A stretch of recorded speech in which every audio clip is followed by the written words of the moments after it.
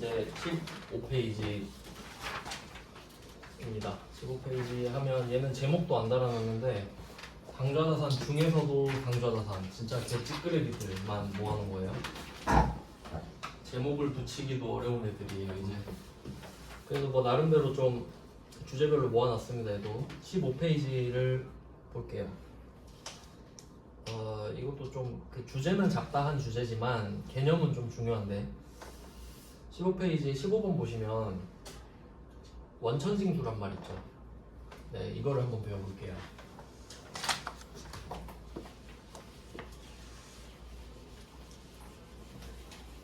네, 원천징수는 또 세법이랑 관련된 거죠.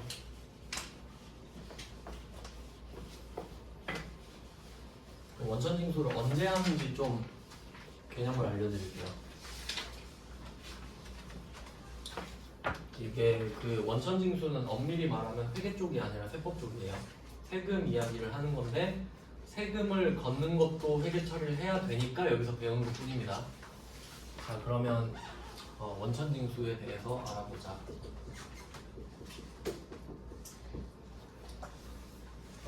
보통 원천징수는 이제 직장인으로서 저도 그 근로소득자일 때는 엄청 당했는데 그걸 한번 생각해 봅시다. 자, 그럼 A라는 회사가 있다고 할게요. B라는 직원이 있다고 합시다. 그러면 뭐 이런 관계는 흔하죠? 회사가 있고 직원이 있고. 근데 제가 세법상으로 따져볼게요. 엄청 정밀하게 들어가 볼게요. 자, 그러면 이 회사가 여러분이 법인의 회사를 다닐 수도 있고 개인 사업자 밑에서 일할 수도 있죠. 자, 그러면 법인 사업자가 있다고 하면 이 사람은 법인으로서 돈을 벌고 이 세금은 법인세를 냅니다.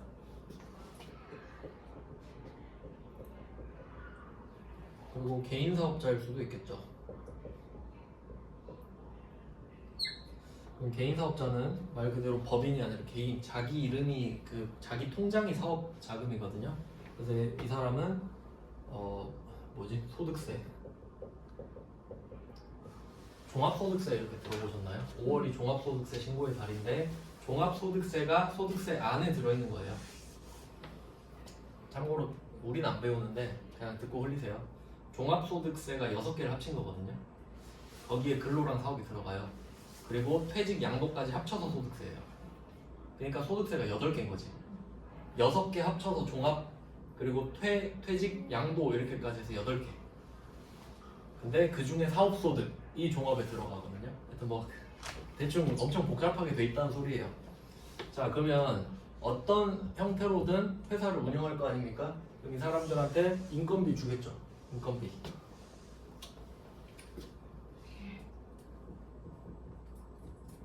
네, 여기서는 그냥 직원으로 가정합니다. 외주 주는 게 아니라. 그러니까 외주 맡기면 이쪽이 회사의 그 법인일 수도 있죠. 근데 직원이 법인은 아니죠. 직원은 당연히 개인이잖아요. 그럼 이 사람이 이 인건비를 받으면 이 사람 입장은 소득이죠. 그러니까 회사 입장에선 이게 비용이에요. 맞죠? 주는 거니까. 근데 우리는 그 비용이 소득이에요. 그래서 이때 이 사람은 개인이니까 근로소득자가 되고 이 사람도 소득세 내는 거죠. 그러니까 이 사람도 소득세 내고 이 사람도 소득세 내고 뭐 이런 느낌이에요. 뭐 구조는 이렇습니다. 근로소득자는 무조건 개인이니까.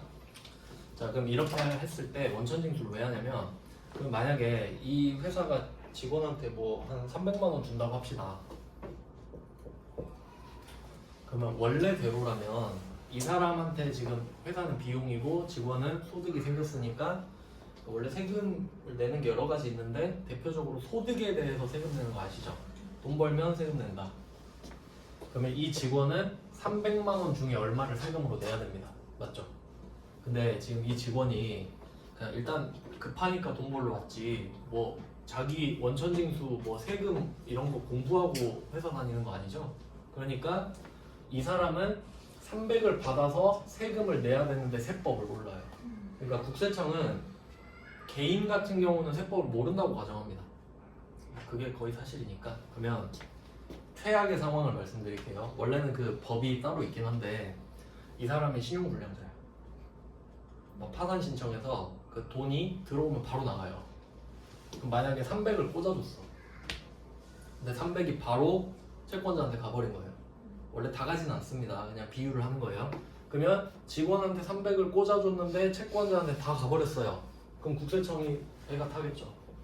이제 저기서 세금 내야 되는데 그러면 국세청은 불리하죠. 이 사람이 막 신용불량자면은 돈을 못 걷잖아요. 그러니까 여기한테 가서 말해요. 국세청이 있습니다. 가서 회사한테 가서 말을 해요. 제가 세금 내야 된다. 내 세법을 모르는 것 같아. 그러니까 네가 세법 아는 애 뽑아라. 소득세 공부하는 직원으로 뽑아. 인사팀장으로 넣어. 해서 얘가 300을 받았을 때 내야 되는 4대 보험, 소득세, 지방소득세 네가 다 계산해서 나한테 줘. 라고 말해요. 즉, 그래서 우리는 세전, 세후 이렇게 말을 하는 거예요. 분명히 세전 300이라고 들었거든요. 근데 나는 300을 볼 수가 없죠. 절대 300을 안 주죠. 왜? 4대 보험료랑 소득세를 빼고 주니까. 왜? 국세청한테 상납. 매달 10일까지거든요. 그러니까 어제가 딱 그날이었어요. 12월에 거둔 거는 어제까지 냈어야 돼요. 뭐 그런 거를 하는 겁니다. 이게 원천징수예요. 대충 흐름 아시겠어요? 근데 만약에 이 회사가 외주 맡길 수도 있죠. 외주. 직원 말고 다른 회사한테 외주 맡길 수도 있잖아요. 그럼 이 사람한테 돈 줄 때도 이 사람 세금 내야 되죠. 근데 이쪽이 만약에 법인이에요. 외주 맡긴 데가. 그럼 네가 알아서 해 하고 원천징수 안 합니다. 그러니까 개인을 엄청 무시하는 거지. 개인한테 돈 주면 야 너 세법 모르지. 원천징수 나 당해라 이런 거고, 법인한테 준다 그러면 야 너도 그 소득세 아는 직원 있지? 네가 알아서 해 이렇게 되는 거예요. 그러니까 결론은 뭐냐? 개인한테 돈을 주면 못 믿으니까 원천징수를 해야 된다 예요. 그리고 우리는 근로소득자로서 개인이니까 원천징수를 당한다. 이렇게 보시면 되겠네요. 그러니까 여기서 방향을 잘 생각하셔야 됩니다. 돈을 여러분이 받잖아요. 직원 입장에서. 그러면 원천징수를 당하는 거예요. 받으니까 덜 받는 거예요. 맞죠? 받으니까 덜 받는다 이 생각을 하셔야 돼요. 근데 지금은 회사예요. 그럼 한번 생각해 볼게요. 지금 원천징수, 그러니까 세전, 세후 이렇게 세 개로 나눌 수 있거든요. 구성을 따져볼게요. 세전, 세금 등 4대 보험도 포함되니까 세후 이렇게 되죠. 이건 이해되시죠? 세전에서 세금을 빼야 세후가 되잖아요. 그럼 여러분은 이 돈만 받죠. 자, 그러면 우리 입장에서 한번 생각해 볼게요. 만약에 계산하기 편하게 그냥 300, 250 이렇게 해볼게요. 그러면 여러분은 250을 받죠. 근데 50은 못 받잖아요. 자산이에요. 여러분 입장에서. 왜냐면 어차피 내셔야 되잖아요. 먼저 낸 거죠. 우리 방금 배웠죠. 어차피 내야 될 걸 미리 내면 자산이잖아요. 그러니까 사실 이게 기분 나쁘잖아요. 근데 회계 배우면 이제 좀 그게 누그러질 수도 있어. 왜냐면 그럼 이것보단 낫지 않아요? 야, 너 소득세 공부해서 네가 세금 계산해서 네가 세금 내. 5월에 종합소득세 신고회사 가서 세무서 가서 내. 여러분 그러시지 않죠. 왜냐면 회사에서 해주니까 연말정산을. 그러니까 여기서 이 50은 자산이다. 이렇게 생각하셔야 돼요. 어차피 내야 될 거 까먹고 있으면 안 내도 되죠. 따로 세금을 내시진 않잖아요. 그러니까 뜯길 때만 기분 나쁘지. 그래서 이 부분 아직 납득이 안 가실 수도 있겠네. 그냥 회사 입장으로 해볼게요. 회사 입장. 직원은 이런 건데 이제 회사 입장으로 가볼게요. 그럼 회사는 250을 주죠, 실제로. 그러니까 이 250을 주니까 250이 입금되는 거 아니에요, 이렇게? 네. 자, 근데 이 직원이 회사 입장에서도 50이 있거든요. 얘는 뭐냐면 부채입니다. 왜 그렇죠? 국세청에 내야죠. 국세청에 내야 되니까. 그러니까 300을 총 주는 거예요. 어쨌든 회사 입장에서. 250은 너한테 주고 50은 네가 낼 세금 내가 국세청에 내주는 거다. 얼마나 고맙냐. 욕 좀 그만해라 이런 거지. 이런 거예요. 그래서 지금 뭐 배운 거지? 이쪽인데? 이쪽이거든요. 근데 직원은 회계 처리를 안 하잖아요. 그래서 우리는 뭘 배우냐면 상황을 좀 바꿔서 이 포맷 그대로 갖고 갑니다. 이번엔 은행이 나와요. 은행 그리고 우리 회사. 그럼 내가 예금을 가입을 했어요. 그럼 이때 이자 주겠죠. 이자. 은행이 회사한테 이자를 주는 겁니다. 예금 가입해서. 그럼 원래는 아까 말씀드린 대로 법인한테 돈 줄 때는 원천징수 안 한다고 그랬죠. 이거 알아서 해. 근데 이자는 예외입니다. 이자는 그냥 원천징수 다 합니다. 그러니까 은행은 원천징수를 다 해요. 그냥. 그래서 이때 우리 입장이 되는 거예요. 자, 이렇게 하고 문제를 볼게요. 상황이 이렇다. 그러니까 내가 은행에 예금 가입하고 이자를 받아야 돼. 그러면 원래는 다 받는 건데 예외적으로서 제가 원천 징수를 하는 거예요. 은행이. 그러니까 우린 당하는 거죠 지금. 돈을 받으니까 덜 받는다 그랬죠. 그럼 그 내용을 한번 볼게요. 15페이지에 15번 보시면 보통 예금에서 이자 수익 35만 원이 발생하여 원천 징수세액 53,900원 지방소득세 포함 이렇게 돼 있죠. 참고로 여기 지방소득세 포함 여기다가 15.4% 써주세요. 15.4%. 이거는 그냥 상식의 범주인데 그 원래 이자를 여러분이 받으시잖아요. 그러면 국세청이 너 돈 벌었네? 그럼 세금 내야지 해서 이자로 돈 번 거는 14%를 뜯어갑니다. 국세청에서. 근데 국세청에서 14% 뜯어가는 거 보고 광주광역시가 보더니 나도 뜯고 싶다. 거기에 10% 나도 거둘래. 1.4%죠. 합치면 15.4% 맞죠? 그러니까 국세가 14, 지방소득세가 1.4, 15.4. 실제로 계산해 보시면 35만 곱하기 0.154 하면 53,900원이 나오는 거지. 이게 팩트인 겁니다. 자, 그럼 한번 분개를 해볼까요? 상황은 그렇고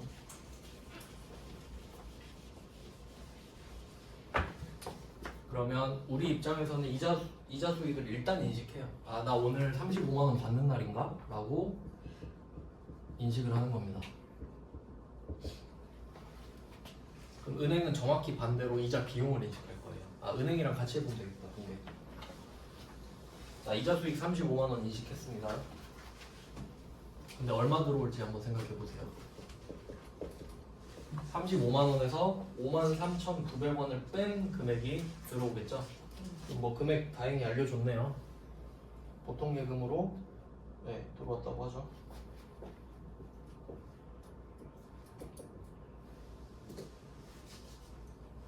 (296 100) 그래서 여기서 포인트는 뭐냐면 이게 진짜 중요한 건데 회계 안 배웠잖아요. 그럼 실제 상황으로 한번 따져볼까요? 회사 통장에 35만 원이라 적혀있나요? 296 100 이렇게 나와있죠? 그러면 여러분은 어떻게 해야 되는 거냐면 이자 소득세가 15.4%인 거 알려드렸죠? 그러면 얘가 100% 마이너스 15.4%인 걸 알아야겠네요. 그럼 이게 84.6%죠? 그럼 이걸 84.6%로 나눠서 100% 금액을 찾은 다음에 이자 수익을 찍는 거예요. 실제로 그럴 거 아니에요. 이거 누가 알려줘? 통장에 이것만 떨렁 찍혀 있다니까요? 신한은행 296100 여기 끝. 어떻게 할 거냐 이거예요. 그러니까 이렇게 알려드리는 거예요. 15.4%다. 그래서 실제로 296100을 나누기 0.846 하면 35만 원 나오거든요. 실제로는 그렇게 하는 게 맞겠죠? 생각은 하고 문제를 푸셔야 됩니다. 아무도 안 알려주기 때문에. 네, 그래서 84.6%가 됐고요. 그러면 차액은 안 구해도 되겠죠? 어차피 다 알려주긴 했지만. 그럼 이게 뭐냐? 자, 이렇게 생각하셔야 돼요. 그럼 우리는 세금을 지금 내고 싶진 않은데 은행이 갖고 가버렸죠. 그리고 지가 내준다 그러잖아요. 그럼 결과적으로 우리도 법인세 낼 거거든요. 그럼 나중에 법인세 낼 때 53,900원만큼은 덜 내겠죠. 내 몫을 은행이 대신 내줬으니까 세금 계산하러 갈 때 보면은 53,900원 냈다 돼 있다고요. 그러니까 자산이지. 그럼 나중에 마일리지 쌓인 거를 꺼내서 쓰면 되는 거네. 그러니까 지금 기분만 살짝 나쁜 거지 어쨌든 이만큼 세금 덜 내지 않습니까? 그럼 우리 입장에서는 이 못 받은 돈 있죠. 이걸 세금을 먼저 냈다고 생각하는 거예요. 그래서 선납세금으로 씁니다. 그러니까 어차피 선급금이나 선납세금이나 선급 비용이나 다 먼저 낸 거죠. 그래서 자산이 돼요. 그래서 개정 과목은 선납세금 자산입니다. 그러니까 이제는 생각을 좀 바꿔야 돼요. 삥 뜯겼지만 자산이라고 생각을 해야 되기 때문에. 그러니까 여러분도 이제 월급 받으면 그 날라간 세금 있잖아요. 아, 회사가 갖고 있다가 대신 내주는구나. 그래서 내가 안 내는구나 라고 생각하셔야 돼요. 네, 그러면 은행 쪽도 분개 한번 해볼게요. 일단 답은 이건데 은행도 분개할 거 아니에요. 자, 은행 분개를 해봅시다. 이건 그냥 참고용이에요. 자, 은행은 이자 비용을 인식하겠죠. 이게 안 맞으면 말이 안 되죠. 회계는 제로섬이에요. 합치면 무조건 0이 돼야 됩니다. 안 그러면은 아이템 복사같이 막 돼버리잖아요. 그러니까 줄어든 거랑 늘어난 거랑 반드시 같아야 돼요. 자, 그리고 보통예금도 296100만 입금을 했겠죠. 그러니까 이것만 들어온 거죠.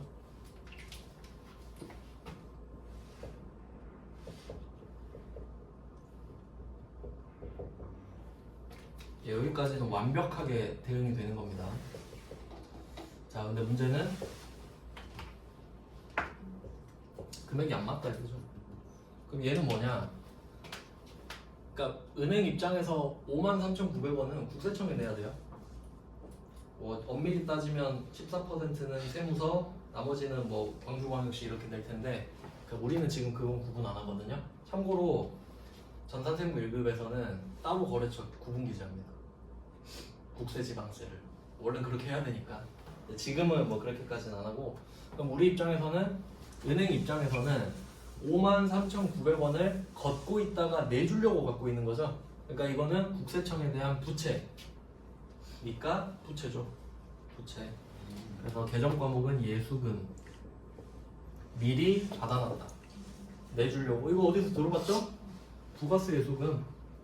부가세 예수금은 부가세를 걷어놨다가 내주는 거고, 예수금은 부가세는 아닌데 원천징수 했다가 내주는 거고. 그러니까 예수금은 두 개. 부가세랑 아닌 거. 이렇게 대응이 돼요. 얘는 자산, 얘는 부채.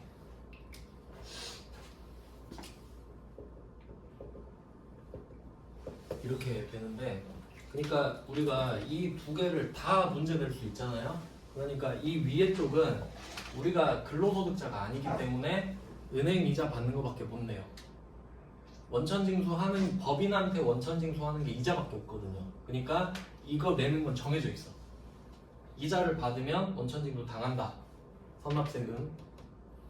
근데 예수금 같은 경우는 이제 우리가, 제가 은행 동계를 보여드렸는데 우리가 은행은 아니잖아요. 그럼 나중에는 어떻게 나오냐면 직원 월급 주면서, 네. 직원 월급 뭐 급여 이렇게 비용 처리하고 예수금 빼고 입금해 줄 거란 말이에요. 그러니까 응용이 되는 거지. 다 똑같은 거 하는 겁니다. 네, 이런 상황. 이거 뭐 예시 보여드렸어요. 반대도. 자, 그럼 다음 문제로 가볼게요. 이거 16번까지 보고 싶시다. 자, 16번 문제가 이게 실무에 제일 가깝다고 생각해서 이 문제를 냈어요. 세무 1급 문제인데, 실제로는 여러분은 이렇게 보는 게 맞겠죠. 뭐 통장 내역 이런 거예요. 자, 보시면 3월 31일 당사에 동양은행의 보통예금에 입금된 내역을 확인을 해본 거예요. 그러니까 은행에 요청할 수 있거든요. 지금 뭐 내역서 좀 떼주세요 해서 본 거예요. 안 그러면 안 주겠죠. 가서 확인한 거예요. 봤는데 이렇게 써 있던 거지. 이거 보는 법을 아셔야겠죠? 자, 밑에 숫자 보시면 가운데쯤에 42,000원 써 있죠. 그러니까 여기다 100%라고 쓰시면 되겠죠. 아, 내가 원래 42,000원을 받는 거구나. 근데 옆에 보시면 세율 14 이렇게 써 있죠. 퍼센트. 이건 국세고. 그래서 그 옆에 보면 법인세 5880 있잖아요. 그러니까 얘가 14%예요. 참고로 42,000원 곱하기 14% 하면 5880 나오거든요. 그러니까 얘가 14%, 그 옆에 지방소득세는 1.4겠지. 1.4%. 그리고 걔에다가 84.6%까지 써놓으면 완벽하죠. 84.6%는 외우시는 게 아니라 100%에서 15.4%를 빼면 그렇게 된다라는 거예요. 그러면 똑같이 적으면 되죠. 왁구는 있으니까 여기다가 이자 수익 좀 바꿔볼까요? 이자 수익 100% 42,000원 100% 쓰고, 네, 여기서는 두 개 금액을 합치면 되겠죠. 걔 6460 써있죠? 6460 해서 여기다가 6460, 그리고 나머지 금액은 안 쓰셔도 됩니다. 그러니까 컴퓨터 쓸 때 이 금액이 지금 복잡한데 나머지 두 개를 알잖아요. 나중에는 그냥 보통 예금만 쓰면 알아서 맞춰질 겁니다. 그래서 15랑 16은 똑같지만 16번 문제 이거 참고하시면 되겠고요. 네, 10분 쉬고 17번부터 볼게요.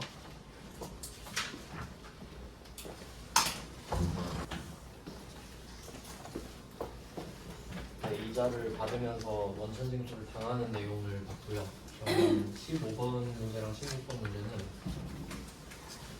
이자만 딱 언급을 하고 있거든요. 이자만. 그래서 아까 뭐 보신 것처럼 그 2년 동안 예금을 가입했는데 1년에 한 번씩 이자를 받는다 했을 때 뭐 이런 식으로 이자만 받는 회계 처리도 있겠죠. 그 다음에 17번은 업그레이드 시킨 문제예요. 이것도 실무랑 좀 가깝다고 생각을 해서 그림까지 좀 넣고 회계 1급 문제입니다. 네, 요새는 회계 1급이 좀 실무에 관련된 그 증빙 같은 걸 많이 넣어요.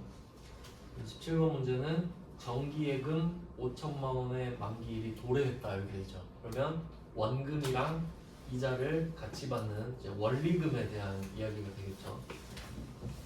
그래서 요거 이렇게 나오면 조금 더 복잡한데 하나씩 좀 따져 보겠습니다. 그러니까 지금 우리가 회계 공부를 하고 있지만 그 원천징수는 세금에서 파생된 개념이라고 했죠. 그리고 세율을 모르면 분개를 할 수 없는 상황을 지금 보여드리고 있어요. 네, 그러면 17번 문제를 이것도 풀 버전으로 한번 볼게요. 그 처음에 예금을 가입했을 때부터 한번 보겠습니다. 일단 그 여러분도 뭐 예금 적금 가입해 보셨겠지만 그 통장이 여러 개 있잖아요. 입출금 통장, 그러니까 주로 계좌이체금으로 쓰는 거 하나 있죠. 체크카드 통장. 그게 보통 예금이거든요. 근데 거기서 정기 예금 통장으로 넘어가죠. 그러니까 둘이 다르잖아요. 그래서 보통 예금에서 5천만 원이 나가고 그 대신에 정기 예금 통장으로 5천만 원이 입금이 되는 것부터 시작을 해야 돼요. 지금 이해를 돕기 위해서 다 써볼게요.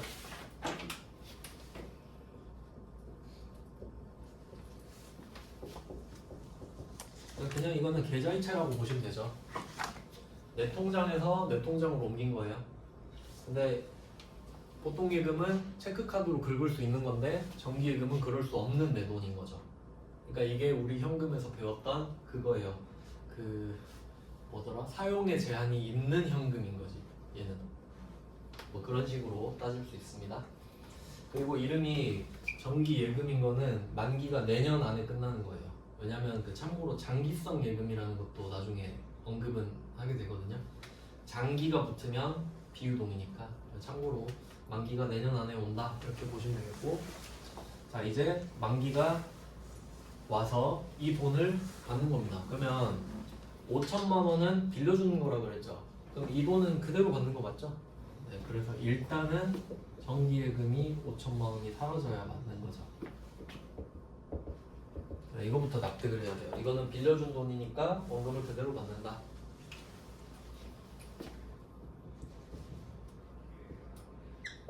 자 그러면 당연히 보통 예금에 5천만 원이 일단 들어와야겠죠. 좀 쪼개볼게요. 보기 쉽게.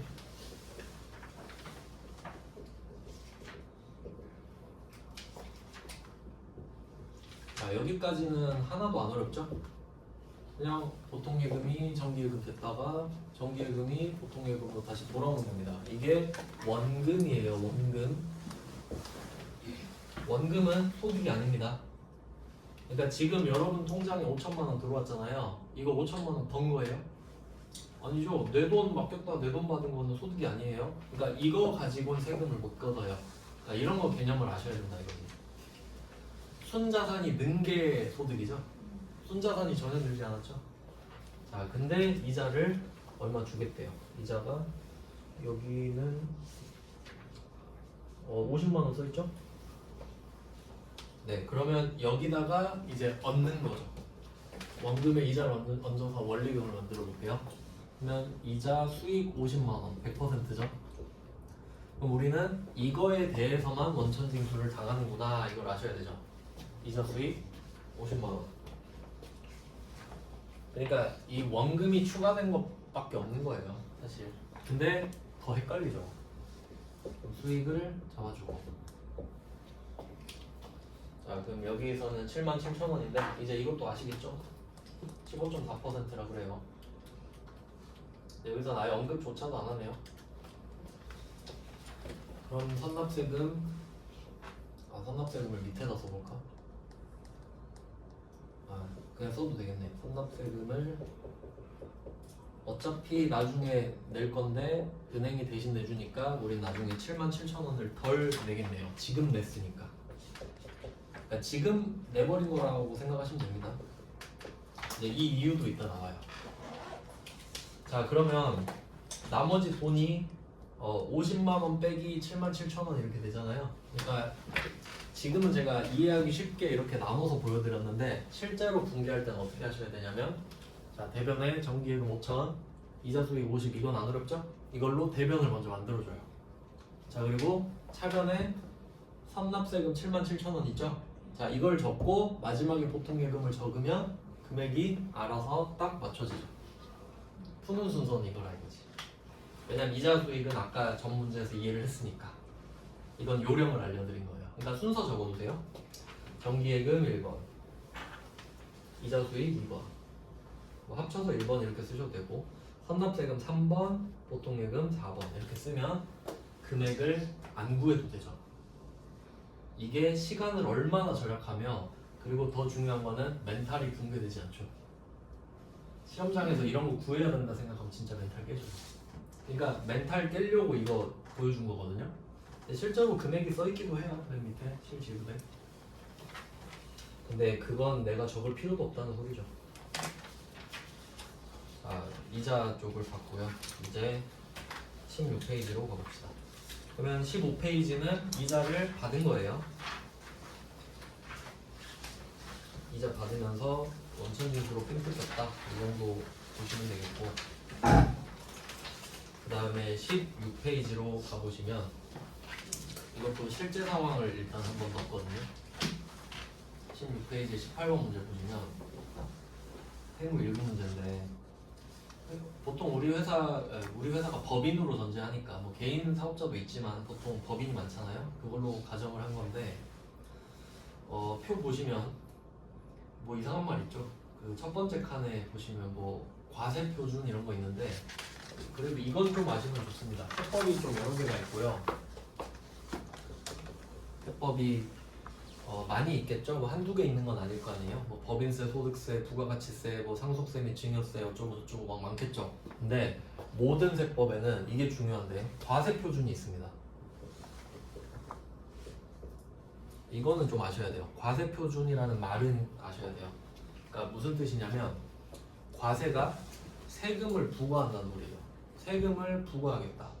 그러면 뭐 기준이 있어야겠죠? 그게 과세 표준이에요.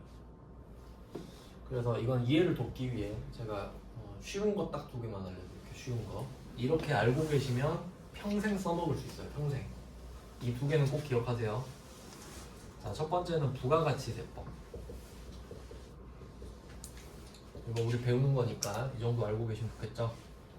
자, 그럼 부가가치세법에서는 세율이 10%랑 0%가 있거든요. 아직 제대로 배우진 않았지만 참고로 우리 회사로 치면 우리 전 3회계 1급이 제조업인데, 국내에다 팔면 10%, 해외에다 수출하면 0%거든요. 자, 그러면 이거는 어디에다 파는지에 따라 세율이 달라지는 거고, 그럼 어디에 그 세율을 때릴래? 그게 과세표준이거든요. 부가가치 대법에서는 내가 파는 물건 가격, 공급가액이 과세표준입니다.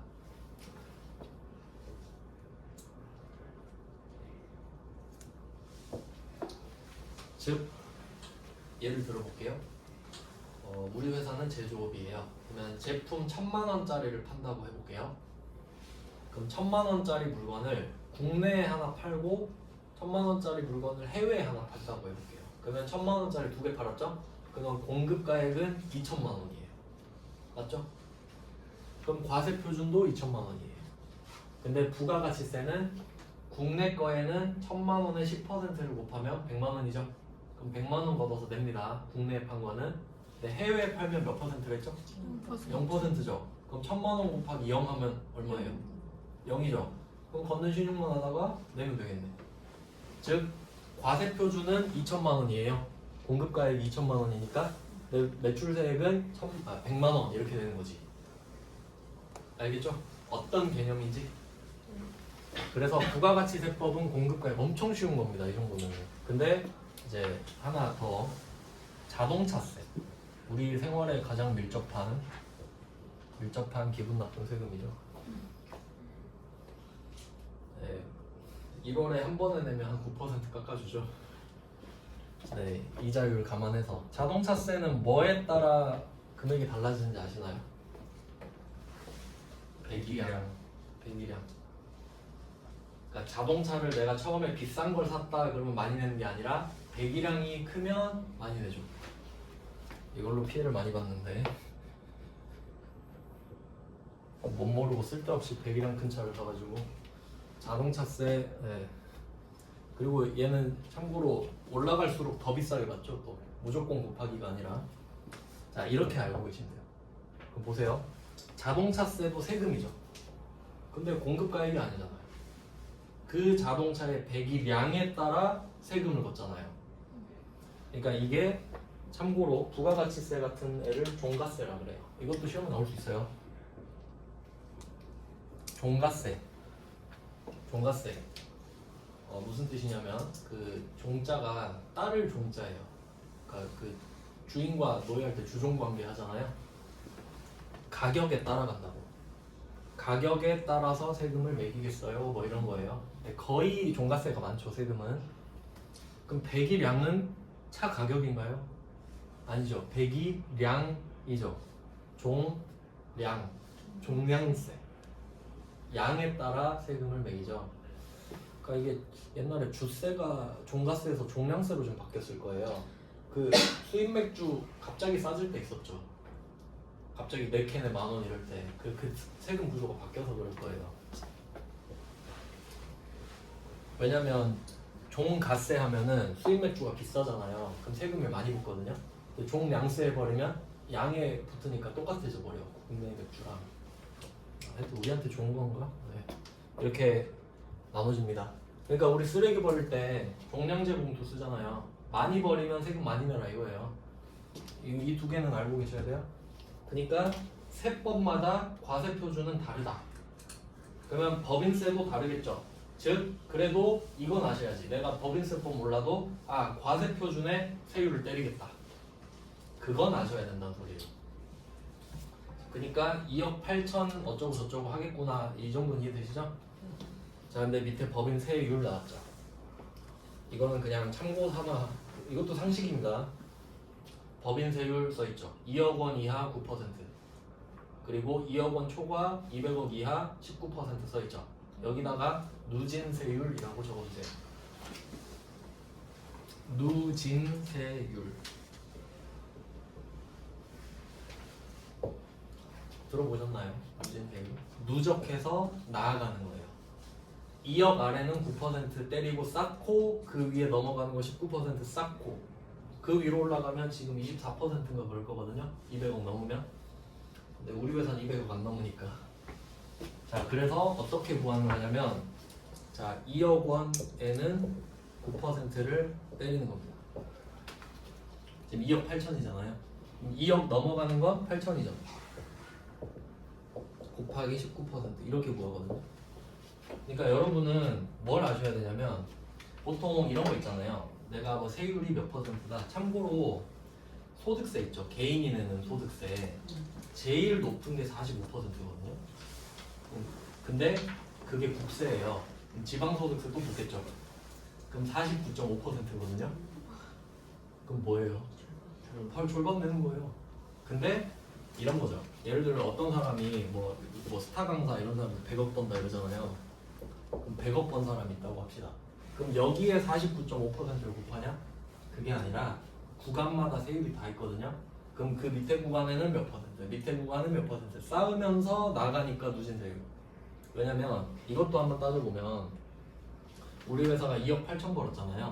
그럼 2억에 대해서는 9%만 때리죠. 그거는 어떤 회사는 2억만 번 회사도 있을 거 아니에요. 그럼 그 회사랑 똑같은 세금을 내야 된다 이거지. 2억까지는. 그리고 넘어간 것만 더 내라 이거예요. 그러니까 어쨌든 돈을 더 벌면 더 내는 건 맞는데 아예 무식하게 반 이건 아니라는 거지. 아시겠죠? 근데 100억이면 거의 절반일 거예요. 실제로 10억 초과분이 절반이거든요. 근데 여러분 그 생각하지 않아요? 낼 테니까 100억 벌게 해줘. 100억 벌면 아니래요. 자기 얼마나 힘들게 벌었는데 뭐 그런 거죠. 우리는 공짜로 생각하니까 그러지. 그래서 결론은 이거를 구하면 밑에 금액이 나오는 거죠. 그래서 보시면 3,652만 원 써있죠? 네, 이게 결과값이에요. 국세랑 지방세 그리고 여기다가 1.1을 또 곱해야 돼.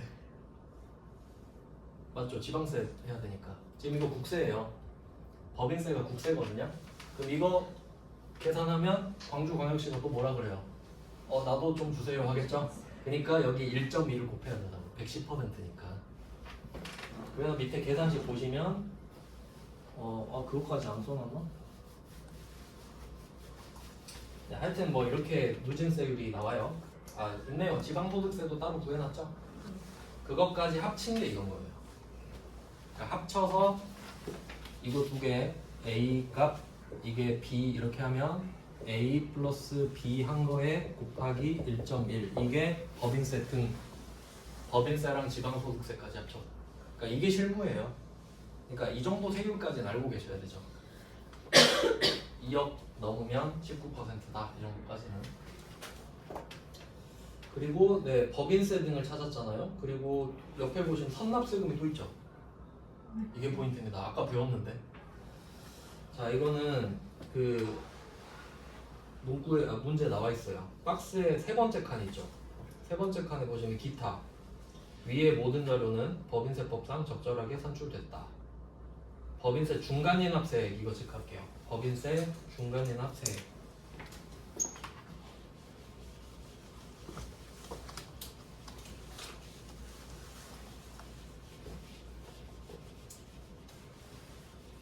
그러면 이거 풀려면 법인세를 좀 알아야 돼요. 네, 법인세 대략 알려드릴게요. 원래 엄청 복잡한데 그 법인은 자기가 언제부터 언제까지 번 돈을 낼지 정할 수 있거든요. 근데 보통은 1월 1일부터 12월 31일까지로 합니다. 회계기간도 바꿀 수 있어요. 근데 바보가 아니면 회계기간이랑 이 법인세 기간을 달리 할 이유가 없겠죠. 그럼 엄청 어려워지니까. 그래서 보통은 일반적으로 이렇게 해요. 그러면 이거 가지고 원래는 이 1년 동안 번 돈을 시간을 준단 말이에요. 부가가치세는 3달치를 25일 주는데 얘는 1년치를 3달 줘요. 그래서 그 뒤에 지금이네요. 딱 1월 1일부터 3월 31일까지 이게 법인세 신고 납부 기간이거든요. 그래서 그 보통 세무사들이 이때 엄청 바빠요. 연초에 1월에 부가세 신고 있지, 1, 2, 3월 법인세 해야 되지, 4월엔 또 부가세 있지, 5월엔 종합소득세 해야 되지, 뭐 그런 식으로 상반기는 거의 순삭인데. 자 그럼 이렇게 3달이 지금 기간을 준단 말이죠. 자 그리고 이제 생각을 해볼게요. 1월 1일부터 12월 31일까지 우리 회사가 돈을 계속 벌잖아요. 그러면 12월 31일이 되기 전에는 내 법인세가 얼마인지 관심 없어요. 일단 돈을 버는 게 중요하지 1월 1일부터 아 올해 법인세 얼마 이러진 않겠죠. 일단 벌고 봐야지. 그러니까 12월 31일 전에는 법인세 생각을 안 한다고 할게요. 관심이 없어. 자, 근데 이때 중간연합세액 아까 체크했잖아요. 그러니까 국세청 입장에서 한번 여러분이 국세청이라 생각해봐요. 이 A라는 회사가 있다고 합시다. 네, 이 A 회사한테 예를 들어 세금 100억 거둘 수 있어요. 100억 거둘 수 있어요. 1년 동안. 근데 1년을 기다렸다 100억을 받는 거예요. 근데 생각해보니까 중간에 한번 받고 싶은 거예요. 그러니까 명분을 만들어요. 야, 너 한 번에 100억 내려면 힘들지? 중간에 50억 미리 내. 그래야 나중에 덜 힘들잖아. 라고 명분을 해요. 근데 국세청이 좋죠? 왜냐면 그러니까 여기서 이 6개월치 있죠. 그러니까 이 1년치는 3개월을 주는 거고 이 6개월치는 2달을 줘요. 7월 1일부터 8월 31일이 되겠죠. 6개월치 한번 계산해서 내라 그래요. 이게 중간예납이에요. 말 그대로 중간예납이에요. 그러면 대충 뭐 이 중간에 이 7월부터 8월 사이에 중간예납 하겠죠. 8월에 하는 게 좋겠죠. 왜냐면 돈이 나가는 거는 최대한 늦게 나가는 게 좋죠. 이자 받아야죠. 이자. 토스는 그 이자 먹어야지. 자, 그럼 중간예납을 한 거예요. 여기는 1,000만 원 나왔죠. 자, 그럼 생각해 보세요. 이거 뭐 회사가 계산한 거 아니고 세무사한테 맡겼겠죠? 맡겨가지고 서류 주고 대충 이렇게 신고해 드릴게요. 이렇게 하면 우리는 결제만 하는 거죠. 오케이 하고. 자, 그러면 세무사가 계산해줬고 국세청이 내라고 해서 냈단 말이죠. 그럼 우리는 이때까지도 법인세에 관심이 없어요. 맞죠? 너무 관심 없어요 지금. 그래서 이때 내긴 냈잖아요. 세무사가 뭐 계산해줘서. 근데 우리 12월 31일 돼야 법인세 얼마인지 궁금하다 했죠. 그럼 이 전에 낸 거예요 그냥. 그래서 이름이 선납세금이에요. 그러니까 중간 예납세액 이게 중요한 게 아니고 나는 12월 31일이 돼야 법인세가 얼마인지 궁금할 건데 뭐 그 전에 낸 거 아니냐. 그냥 선납세금 하고 달아놓고 끝. 관심 없다 이거죠. 그리고 아까 문제랑 좀 연결해서 보여드리면 날짜는 뭐 상관없긴 한데 아까 그 원리금 받은 게 9월 26일이거든요. 9월 26일. 그럼 그냥 날짜는 그냥 이쯤에 있겠죠. 9월 26일 이자 받았어요. 자, 이자 받았잖아요. 근데 원천징수 당했을 때 계정 과목 선납세금 썼죠. 이유 12월 31일 전인데 세금을 낸 꼴이 됐죠. 그게 포인트예요. 그러니까 지금 답이 두 개 있거든요. 우리가 이자를 받았을 때 원천징수 당한 거 하나, 그리고 법인세 중간예납 한 거 하나. 이 두 개 있죠. 상황이 두 개인데 둘 다 선납세금이잖아요. 왜 상황이 다른데 답이 똑같은지 설명드리는 거라고요. 이유는 난 12월 31일이 돼야 법인세 등 이거 계정 과목이거든요.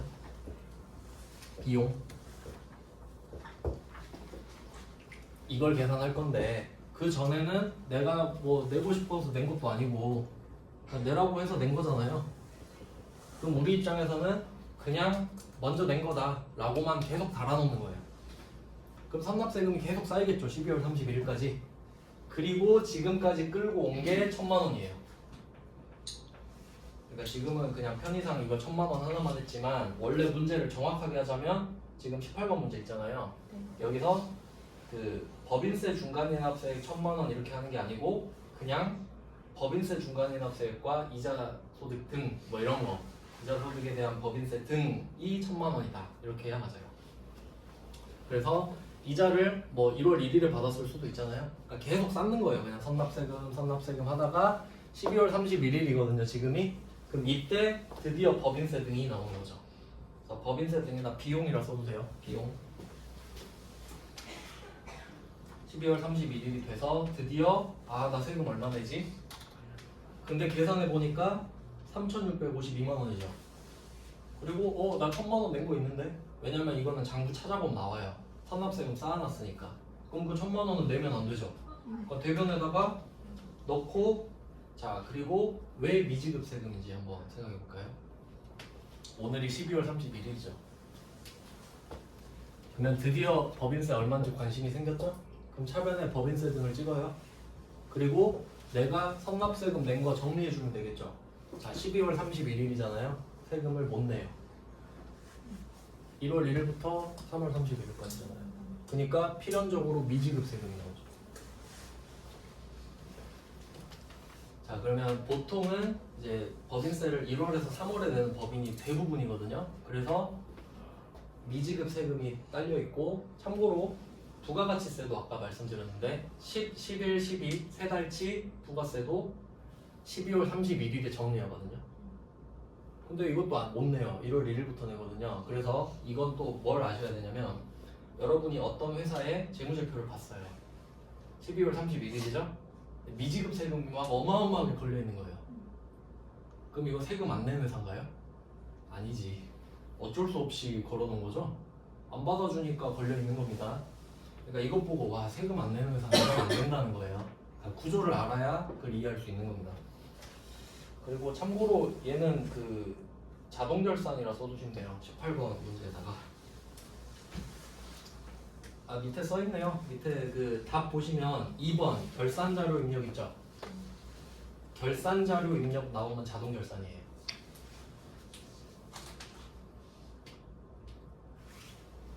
근데 사실 이거 자동 결산이라고 해도 법인세는 구하셔야 됩니다. 근데 이렇게 어렵게는 안 나오고요. 실제로 어떻게 나오는지 볼게요. 19번처럼 나와요. 그러니까 18번은 그냥 실무를 보여드린 거고 19번이 여러분 시험에 나오거든요. 19번 당사는 당해연도 결산을 하면서 법인세 2천만 원, 지방소득세 포함. 이게 중요합니다. 지방소득세 포함이기 때문에 법인세 등이에요. 등에 지방소득세랑 포함되어 있어요. 부가세 이런 것들이랑. 부가가치세 말고 부가세라고 있거든요. 부가적으로 붙는 거. 네, 그래서 법인세 등이고요. 그러면 얘는 알려줬죠. 2천만 원. 그럼 이거 틀릴 사람 없을 거 아니에요. 그리고 참고로 그 결산자료 입력이라 써 있는데 들어가면 선납세금이 옆에 써 있어요. 그러니까 아무것도 안 해도 돼요, 사실. 숫자만 보고 적으면 되는 수준입니다. 그래서 결론은 19번은 아주 쉬운 문제다. 얘도 밑에 결산 자료 입력 표시해 두시면 돼요. 자동 결산이니까. 그래서 보시면 18번이랑 19번이 왁구는 똑같잖아요. 금액만 다르죠. 아주 쉬운 문제인데 18번은 참고용으로 넣습니다. 그래서 18번, 19번은 12월 31일이고요. 그 다음에 이제 그 뒤에 주제까지 넣어봤어요. 자, 20번 문제 보시면 3월 31일이죠. 딱 커트라인입니다. 마지막 날입니다. 미납된 법인세 400 미지급 세금으로 걸려 있겠죠. 이거를 보통예금으로 내면 끝나는 거예요.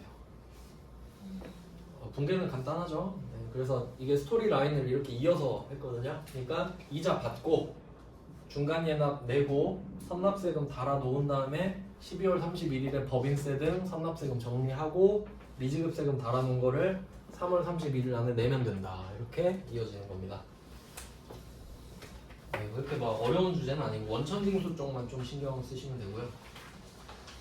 이제 뒤에 좀 쉬운 주제 하나만 나오네요. 딱 끝내면 되겠습니다. 네, 17페이지, 18페이지 이렇게 남았어요. 17페이지 쪽은 그 출장비 주는 거거든요. 출장비를 주는 문제입니다. 빨리 볼게요. 좀 간단한 주제라서. 21번 문제는 8월 15일에 김기덕 지방 출장비에 대한 붕괴가 누락된 것이 발견되었다. 이거 독해 문제입니다. 출장비 사용 내용은 다음과 같으며 보통예금에서 개인 계좌로 이체하여 지급했다. 여기서 포인트는 누락입니다. 누락. 네, 누락 표시해 두시고요. 그러면 무슨 상황이냐면 지금 우리 회사의 영업부 사원 중에 김기덕이라는 사람이 있나 봐요. 이 사람이 출장을 갔다 와서 이 내역을 쓴 거예요. KTX 타고 뭐 모텔에서 자고 밥 먹고 이렇게 쓴 거예요. 그게 30이에요. 근데 이걸 영수증을 내가 진짜 받아놨었거든요. 그래서 이 사람 통장에 입금을 해줘야 돼요. 약간 좀 작은 회사의 느낌이 나죠. 자기 돈으로 갔다 온 거예요 지금. 근데 빨리 줘야 될 거 아니에요. 근데 내가 영수증 받아놓고 깜빡한 거야. 김기덕은 지금 30만 원 받고 싶어서 난리겠죠. 그러니까 오늘 발견한 거예요. 그러니까 미안하면서 오늘 입금해줄게 이런 거죠. 그러니까 오늘 회사 돈이 나간다 이게 포인트예요. 그래서 대변에 보통임금 30. 안 어렵죠? 그러니까 그냥 줘야 될 걸 지금 발견해서 지금 준다 이 말이에요. 그러면 비용은 실제로 오늘 쓴 건 아닌데 오늘 그냥 회계 처리하는 거죠. 그래서 이것들을 합쳐서 여비교통비라고 합니다. 출장비를 그냥 싸잡아서 여비교통비라고 해요. 그리고 엄밀히 따지면 KTX랑 숙박비랑 기타 재비용에도 부가가치세가 원래 들어있죠. 근데 지금은 그냥 그 부가가치세가 있는데 그 세금 계산서를 못 받았다 이 정도로 그냥 해석하겠습니다. 회계 1급 문제니까. 그리고 그 여비교통비에 판 써있죠. 판. 이게 800번 판매비와 관리비인데 이유는 영업부사원이라 그래요. 혹시 제조부사원이면 500번으로 넣으셔야 돼요. 왜냐면 제조부 직원이 출장 간 것도 그것도 제조 비용으로 처리해야 맞으니까. 그 다음에 22번 가겠습니다. 자, 22번 12월 8일이고요. 제품 수출을 위해서 중국에 출장 갔대요. 그럼 이 사람 부서 한번 따져볼까요? 그냥 이렇게만 따져볼까요? 제조일까요? 영업일까요? 영업이겠죠? 이게 상식인 거예요. 수출 때문에 갔다면서요? 그럼 이건 800번인 거지. 말 안 해줬다고 못 풀면 안 돼요. 그래서 그냥 800번 쪼개기구나 이렇게 생각하시면 되고. 근데 이 회사는 좀 낫네요. 아까 위에 21번은 자기 돈으로 쓰고 오라고 한 회사고, 자 이제 22번은 돈을 일단 줬던 거예요. 출장비 150대 있죠. 요거는 기본 문제가 돈을 먼저 준 겁니다. 그러니까 이 사람이 출장 가서 얼마 쓸지를 모르니까 대충 넉넉하게 준 거예요. 그래서 여기서는 회사 입장에서 출장비를 맡겨놓은 거를 가지급금으로 처리하거든요. 근데 지금 이 붕괴는 없죠. 그래서 이게 처음에 있었던 붕괴입니다. 12월 4일인가? 네, 12월 4일에 이런 붕괴를 했을 거예요. 성격은 뭐 보통 예금은 돈이 나갔으니까 자산의 감소고, 가지급금이 자산이에요. 일단은 좀 대여금 성격이라고 보면 되겠죠. 임시로 지급했다. 임시로 지급을 한 거예요. 그리고 이제 또 생각을 해보면 회사에서 이런 식으로 출장 간 사람이 한두 명이 아니겠죠. 그럼 그냥 가지급금 써놓으면 관리가 안 되거든요. 그러면 이 150은 누구한테 줬다 이것까지 써야 관리가 되겠죠. 그러니까 얘는 거래처를 써야 하는 겁니다.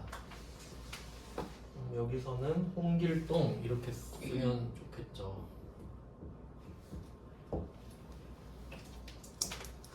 네, 이런 식으로 생각했을 때 안 쓰면 말이 안 되는 거는 오답 처리가 되는 겁니다. 자, 이렇게 회계 처리가 돼 있었고요. 오늘이 12월 8일이죠. 자, 그럼 이 사람이 돈 다 쓰고 돌아왔잖아요. 그러면 이 가지급금은 얼마를 썼든 간에 없애줘야 됩니다. 이제 얘한테 빌려준 돈은 없기 때문에 정리를 해주는 거죠.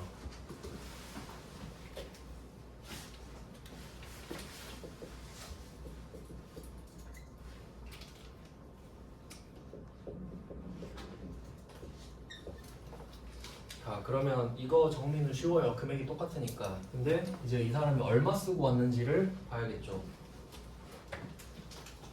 여기선 그냥 125만 원이라고 말을 해줬네요. 그럼 뭐 위에 답이랑 똑같이 800번 여기교통비 쓰시면 되고,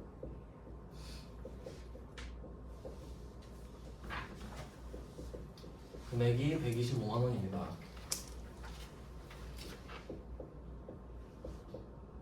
자, 그럼 뭐 그냥 상식적으로 생각했을 때 이 사람한테 150만 원 맡겼는데 125만 원 쓰고 왔어요. 그럼 또 뭐 갖고 왔겠죠? 현금 25만 원 갖고 왔겠죠? 그래서 현금 25만 원이 있는 거예요.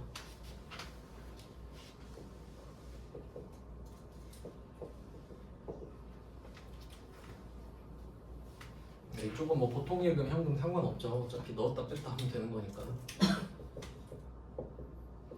네, 그래서 이렇게 문제가 성립되는 거예요.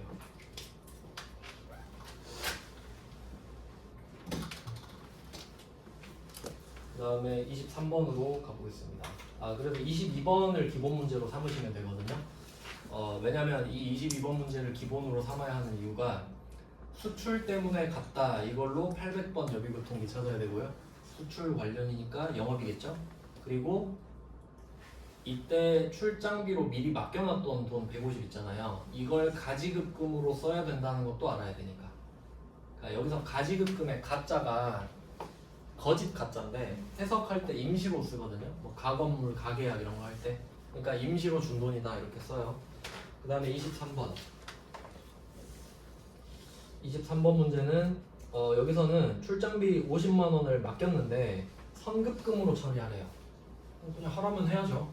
가지급금 대신에 선급금을 쓰면 되는 거예요. 그러면 23번은 김은국 차장이라고 이름을 쓰면 되는데 이 문제는 세 번째 줄에 거래처 생략하라고 그랬죠? 그러면 생략하라고 하면 생략하면 되는 거고 혹시 써도 오답 처리는 안 할 겁니다. 그렇죠? 네. 네, 그래서 뭐 그냥 선급금이고요. 여기서 근데 중요한 거는 계정 과목이 나눠져 있죠. KTX 승차권 구입, 택시비 이 두 개를 묶어두세요. KTX 승차권 구입이랑 현지 택시비를 묶어두시면은 이게 여비교통비가 됐네요. 밑에 다 보니까. 근데 이제 거래처 미팅 시식 때 이렇게 돼 있죠. 그러면 거래처 밥 사준 거죠. 자, 밑에 이름이 아주 고급진 이름으로 기업 업무 추진비라고 돼 있거든요. 이거 원래 이름 접대비예요. 작년까지 이름 접대비였는데 아니다. 작년도 아니네 이제. 24년부터 바뀌었어요. 그냥 그래서 이제 접대비가 이름이 바뀌었어요. 참고하시면 됩니다. 접대비 하면 딱 와닿죠? 밥 사줬잖아요. 근데 그게 너무 어감이 이상하다 해서 기업 업무 추진하는 걸로 바꿨어요. 고급지죠? 네, 그러면 이름이 기업 업무 추진비. 그럼 이렇게 쓰고도 남았죠. 현금 5만 원 갖고 온다. 그냥 뭐 이런 패턴이에요. 그 다음에 24번 갈게요. 24번은 네, 이번엔 지출결의서네요. 이만큼 썼으니까 돈 주세요 이런 거예요. 그러니까 이게 그 위에 21번이랑 조금 비슷한 느낌이 있네요. 위에다 해놓을걸. 네, 24번이 21번이랑 좀 비슷합니다. 비용 처리를 하라고 했고요. 내용 보면은 뭐 다를 거 없습니다. 그럼 내용 보니까 거래처 출장 왕복 택시비 25,000원 얘가 여비교통비로 빠져 있고요. 그다음에 사무용 의자 구입비가 10만 원 돼 있는데 얘가 뭐 사무용품비, 소모품비 다 되거든요. 참고로 이게 의자 같은 경우는 애매해요. 그러니까 소모성이 강할 수도 있고 오래 쓸 수도 있는데 이 문제에서는 그 문제 두 번째 줄에 자산이 아니라 비용 처리하라 했죠. 그러니까 원래 의자 샀을 때 비품 처리해도 되거든요. 근데 비용 처리하라고 했으니까 그냥 소모품비 이렇게 한 거예요. 쓰고 버리겠다는 소리죠 그냥. 근데 이런 애매한 것들은 복수정답 처리해주고요.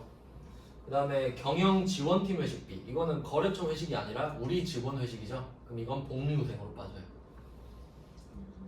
그래서 이거를 허락을 받고 우리 입장에서 이걸 계좌로 쏴주면 되는 거죠. 그래서 아까 말씀드렸던 21번과 비슷한 패턴입니다. 이것도 부가세 원래 있는데 부가세를 무시해버렸네요. 하나. 네, 그 다음에 25번입니다. 이걸 꼭 해야 되는데 이 문제를 제가 찾다가 드디어 넣습니다. 이 문제는 가지급금 70만원 생산직 근로자네요. 생산직 그래서 500이고요. 자, 근데 여기서는 특이한 게 뭐냐면 70만원을 줬거든요. 그래서 답 보시면 가지급금 70 정리했을 거 아니에요. 그리고 여기서는 원래는 정창호 써있는 게 정답일 겁니다. 가지급금에다 정창호 써주세요. 거래처 입력 생략하라고 했구나. 네. 써도 안 써도 맞는데 원래는 쓰니까. 자, 근데 얘는 특이한 게 이 사람이 85만원 쓰고 온 거예요. 그럼 자기 돈 15만원 썼겠죠. 그러니까 15만원 줘야죠.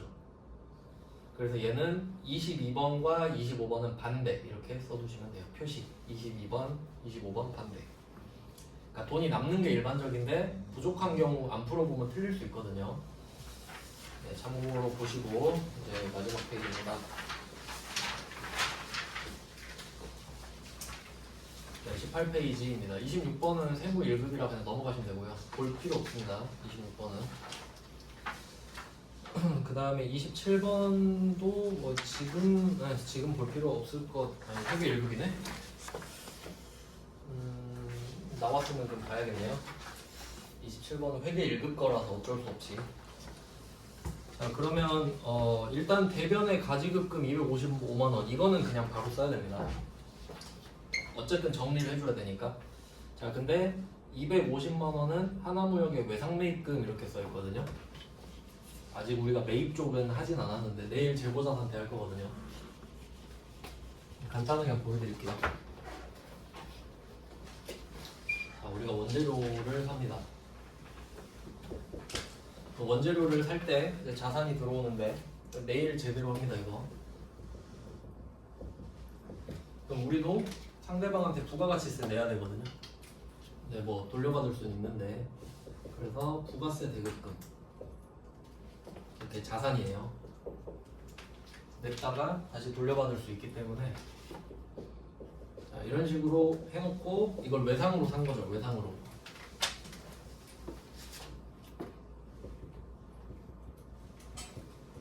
그러니까 이 금액이 250만 원이라고 봅시다. 이렇게. 뭐 이런 회계 처리가 있었던 거예요. 네, 거래처는 하나무역 이렇게 돼 있고. 자, 근데 얘는 좀 상황이 다른 게 출장비를 준 게 아니고요. 그 255만 원이 지급된 이거 문제 좀 이상한데 뭐 냈으니까 어쩔 수 없이 푸는데요. 가지급금은 가지급금 줬을 때 넣어볼게요. 가지급금을 255만 원. 왜 이상하다고 하냐면 지금 우리가 줬잖아요. 줬는데 원인을 모르는 경우 잘 없거든요. 근데 뭐 그렇다고 하니까 어쩔 수 없다라는 거죠. 그러면 이렇게 두 개를 한번 조합해 볼게요. 그러니까 어떤 직원이 돈을 달래요. 자기 써야 된대요. 회사 돈으로. 그래서 일단 회사 돈으로 준 거예요. 원인은 나도 몰라. 지도 모른대요. 일단 줘보래. 우리는 어쩔 수 없죠. 줘줬죠 일단. 그럼 이렇게 회계 처리했겠죠. 현금 주면서 모른다니까 가지급금 뭐 거래처 써놓고. 근데 알고 보니까 이 외상매입금을 갚은 데 쓴 거예요. 이걸 갚은 데 쓴 거지. 그러면 이거 갚을 때 회계 처리 어떻게 하는지 한번 볼게요. 이걸 갚으면 외상매입금이 줄어들어야겠죠. 250 하고 뭐 현금 이런 식으로 해야 갚아질 거 아닙니까? 그러니까 이 외상매입금이라는 부채를 갚으려면 부채가 줄어들면서 자산이 줄어들어야겠죠. 그러니까 부채는 곧 자산의 감소인 거예요. 자리가 이렇게 같아질 수밖에 없겠죠. 이렇게 돈을 갚아야 되거든요. 근데 이렇게 하면 좋은데 이거 따로 해놓고 이거 따로 해놓은 거예요. 이렇게 된 거예요. 근데 이제 답을 보니까 이 가지급금의 이제 출처를 알았죠. 그러면 돈은 이미 나갔잖아요. 그러니까 이 돈 가지급금을 이렇게 빼주고 이걸로 외상매입금 갚았다 이렇게 본다는 거예요. 이렇게 크로스 시키겠다는 거지. 좀 약간 장난친 것 같은데요, 문제가. 냈으니까 넣어놓긴 했는데 막 좋은 문제라고는 할 수가 없어요. 그래서 그냥 자리만 이해하시면 풀 수는 있는 문제입니다. 그냥 상황이 이해가 안 돼도 그냥 뭐 자리만 외상매입금 갚았다고 하니까 외상매입금 갚고 가지급금 줬다고 하니까 가지급금 없애고 근데도 5만 원 남았죠.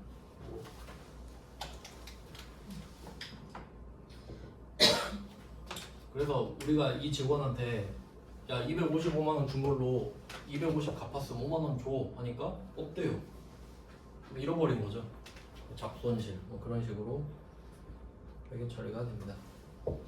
중요한 문제는 아니고 그냥 가지급금을 이상하게 낸 문제가 있어서 그냥 참고로 넣어봤어요. 그 다음에 마지막 문제입니다. 28번 문제. 네, 12월 8일에 출장 중인 영업부 직원들이 법인 신용카드 드디어 이제 좀 괜찮은 회사가 나왔어요.